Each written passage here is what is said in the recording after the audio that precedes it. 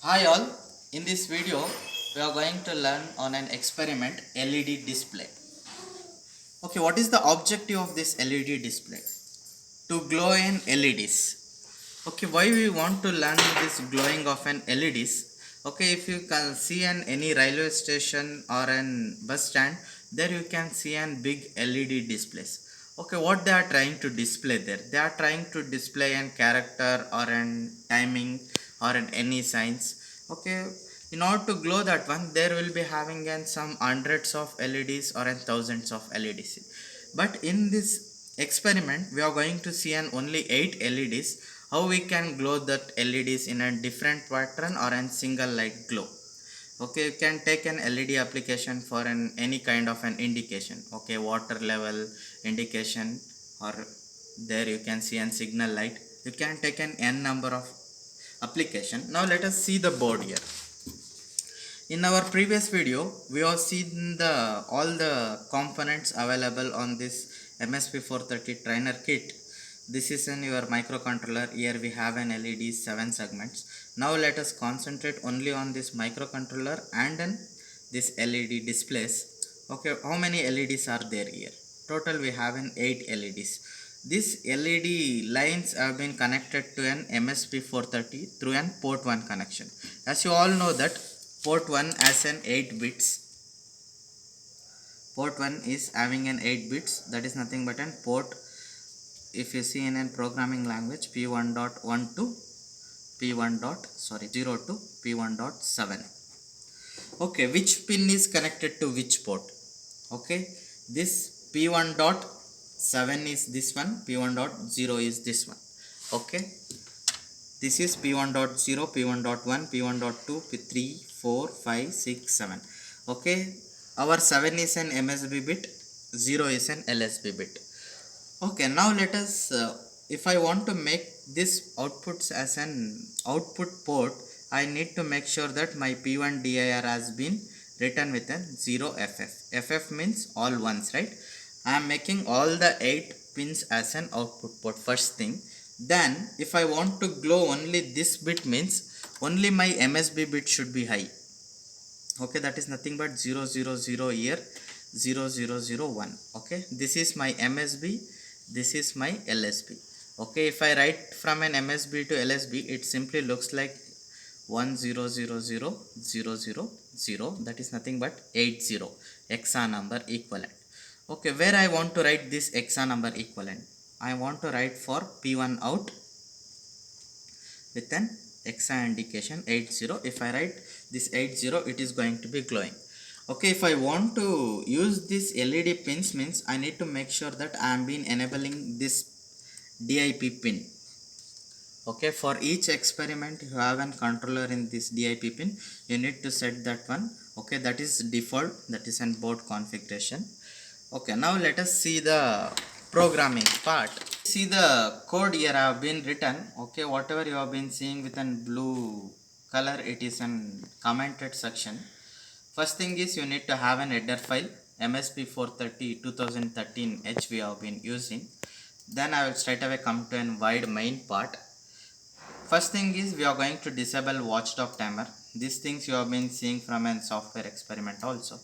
Then the first thing is we need to make sure that my all 8 IO pins have been made as an output, that is 0ff we have been written.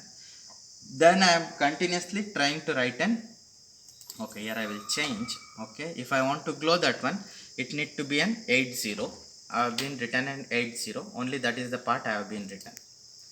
Okay, if you see, it is a simple line code. Okay, this is what the code I have been written.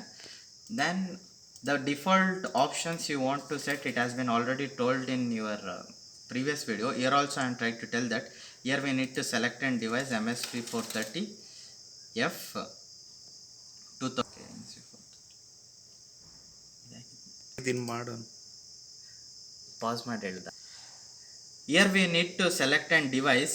Okay, that is MSP430 2013. It comes here, you need to select it.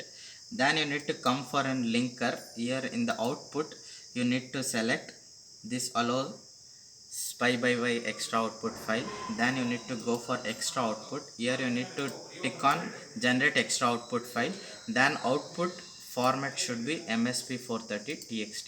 These things you need to make sure. Then when it comes to a debugger, here you need to select FET debugger. This is the default configuration you need to set before building your project file. Once I rebuild, I need to make sure that there is no errors and then warnings. Then okay, before dumping the program, we need these wires. Okay, this is the simple connection. Okay, here you need to connect an USB cable to your CPU, and you need to connect that to a microcontroller. Then you need to give an power supply connection. Okay, once I have been given, here you can see the already 4 lights have been glowing. Okay, these 4 lights, it has been glowing due to our previous experiment what we have been done. Now in the project I will give and download and then debug. Okay, now it has been telling that target has been reset. Now I will try to give an go run command. Now you can see the experiment here. Only the last light it has been glowing. Okay, whatever the objective you have been considered, that particular objective has been met. Okay, by giving this command. Pause. Let's take another application. Here we have been displayed only one light. Suppose I want to generate in some different patterns of light. Okay, earlier we have been generated in this fashion. Okay, 001. Suppose next I want to generate a pattern within 0010.